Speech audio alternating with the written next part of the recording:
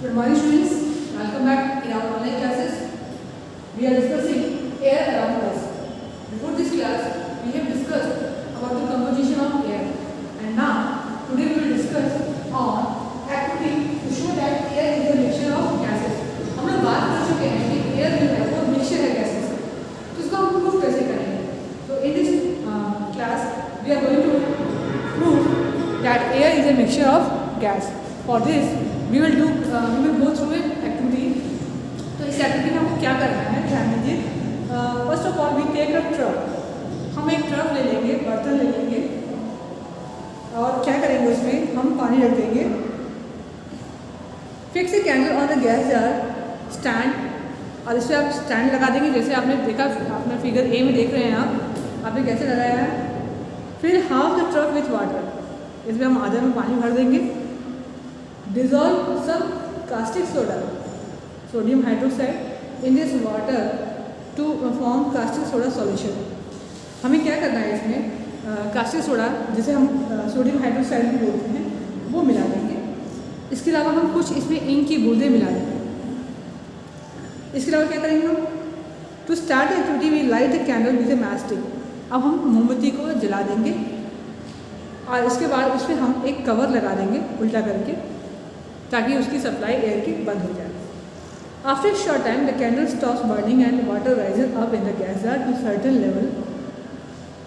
Figure B. अब आप देखेंगे जैसे आपने इसको ऑन जलाया था तो कुछ देर बाद मोमबत्ती बुझ जाएगी और पानी का जो लेवल है वो उठ जाएगा, जैसा कि आप फिगर बी में देख रहे हैं. Oxygen is supporter of combustion, so when oxygen present in air contained in the gas jar is all used up, the burning candle gets exhausted. तो ऑक्सीजन जो है वो चीज़ों को जलने में हेल्प करता है, कंबशन में हेल्प करता है. तो जैसे ही जार के अंदर का ऑक्सीजन ख़त्म होगा, आपकी जो कैंडल है वो ऑटोमेटिक बंद हो जाएगी. When the candle burns, the oxygen of the air in the gas jar is used up and carbon dioxide gases form. तो ऑक्सीजन ख़त्म हो जाएगी और कार्बन डाइऑक्साइड फॉर्म हो जाएगा. लेकिन ये कार्बन डाइऑक्साइड जो गैस है उसे कास्टिक सोडा सॉल्यूशन जो है पानी में जो घुला हुआ था वो एब्जॉर्ब कर लेगा. The absorption of carbon dioxide gas by caustic soda solution creates a vacuum in the gas jar. Water rises up in the gas jar to fill this vacuum. तो ऑक्सीजन ख़त्म हुआ, कार्बन डाइऑक्साइड भर गया, लेकिन carbon dioxide क्या हुआ, वो water में डिजॉल्व हो गया, कास्टिक सोडा का डिजॉल्व हो गया. तो यहाँ पे आपका जो जार था उसमें वैक्यूम क्रिएट हो गया और इस वैक्यूम की वजह से क्या हुआ, पानी वहाँ पे भर गया. Water in the gas jar rises to about 1/5 part of the volume of air initially present in the gas jar. अब आप देखेंगे कि जो पानी जो उठेगा वो कितना बढ़ेगा, सिर्फ 1/5 हिस्सा ही बढ़ेगा. The volume of water rising in the gas jar is equal to the volume of oxygen present in the gas jar. और हम इससे पहले भी पढ़ चुके हैं कंपोजिशन के बारे में कि 1/5 जो है वो ऑक्सीजन है.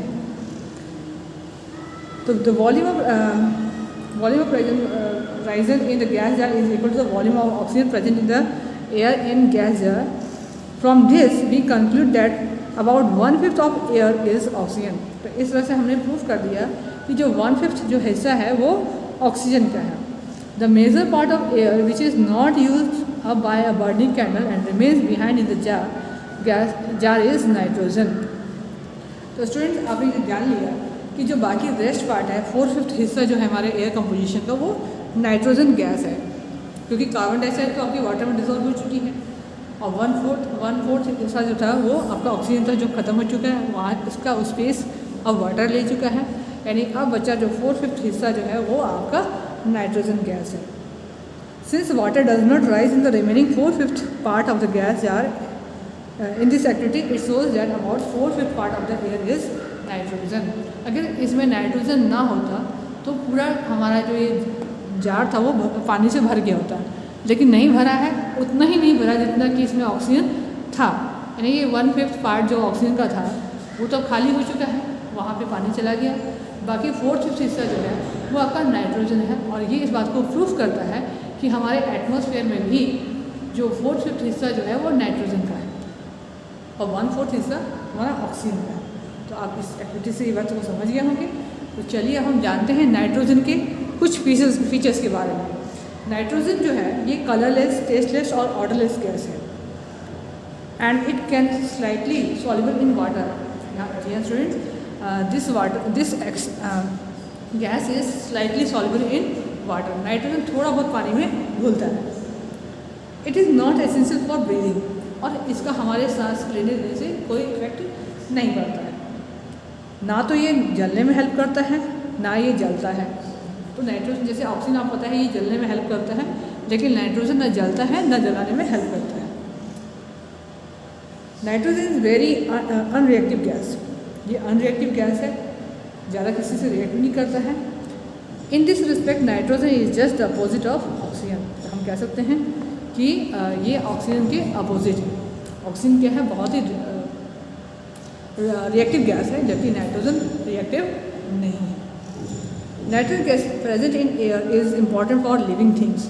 लेकिन ऐसा नहीं है कि ये लिविंग थिंग्स के लिए इम्पॉर्टेंट नहीं है, ये लिविंग बींग्स के लिए काफ़ी इम्पॉर्टेंट है. All living things need nitrogen compounds for their growth. ये कहाँ इनको काम आता है, ये काम आता है इनकी ग्रोथ में.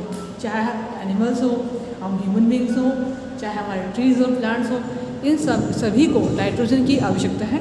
उसका फॉर्म थोड़ा सा चेंज हो जाता है. वो फॉर्म होता है आपका protein. The plants use nitrogen gas of the air to make proteins. तो प्लांट्स जो है वो नाइट्रोजन को यूज़ करके प्रोटीन्स बनाते हैं. ये प्रोटीन्स उनके खुद की डेवलपमेंट के लिए होता है. और वही चीज़ जो हम जो भी फ्रूट्स खाते हैं या साग सब्जी खाते हैं, तो आप देखिए उसमें नाइट्रोजन जो है प्रोटीन के फॉर्म में पाया जाता है. आपका जो मिल्क है या एनिमल प्रोडक्ट है उस सब में प्रोटीन की मात्रा ज़्यादा होती है, क्योंकि वो सब प्लांट्स को खाते हैं. तो इस तरह से ये प्रोटीन आपका प्लांट से ट्रांसफ़र होता है एनिमल्स में या ह्यूमन बींग्स में. तो ये हमारी डेवलपमेंट, हमारे ग्रोथ के लिए काफ़ी इम्पॉर्टेंट है.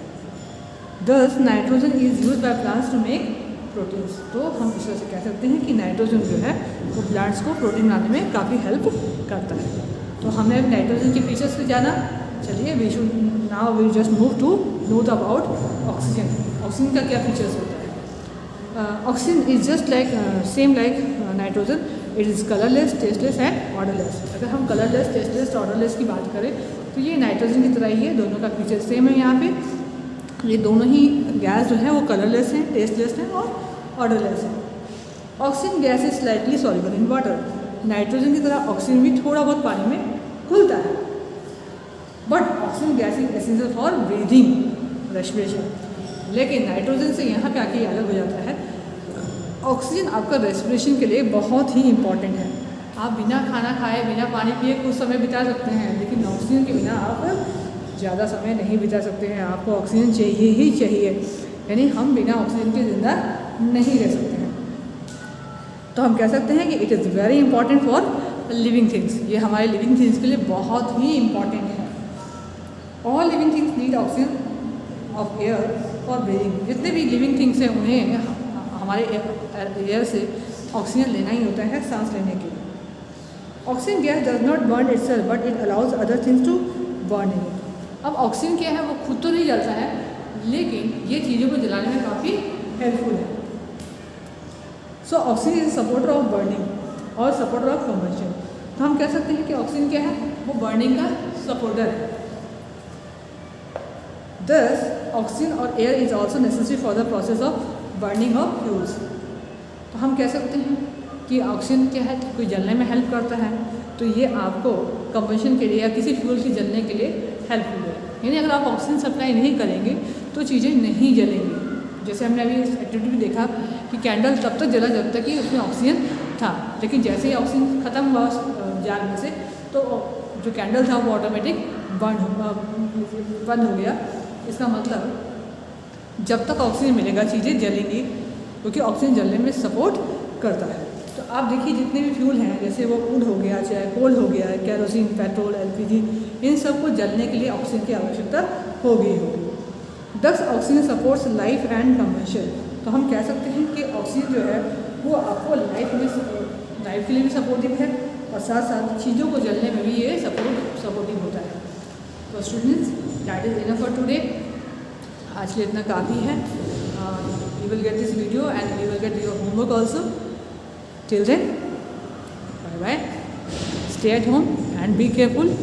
Keep on studying. It's very important. Okay. Bye bye.